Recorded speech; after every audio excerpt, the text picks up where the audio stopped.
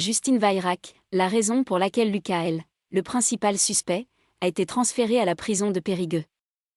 Le principal suspect dans l'affaire du meurtre de Justine Weyrach, Lucas L., a été transféré à la maison d'arrêt de Périgueux, révèle France Bleu Périgord le mercredi 9 novembre 2022. Il s'y trouve dans le cadre de sa détention provisoire. Mercredi 9 novembre 2022, France Bleu Périgord révèle que Lucas L., le principal suspect dans le meurtre de Justine Weyrach, a été transféré à la fin du mois d'octobre à la maison d'arrêt de Périgueux dans le cadre de sa détention provisoire, et ce, seulement quelques jours après sa mise en examen pour viol, meurtre et séquestration.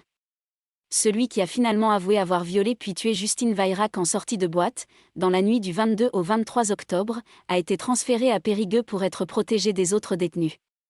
En effet, son visage a été très médiatisé. Il a donc été placé à l'isolement et un gardien passe toutes les heures pour vérifier qu'il ne porte pas atteinte à sa propre santé.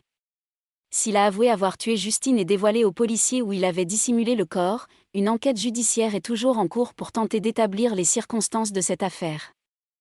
Une enquête toujours en cours. En effet, de nombreuses zones d'ombre demandent encore à être éclaircies.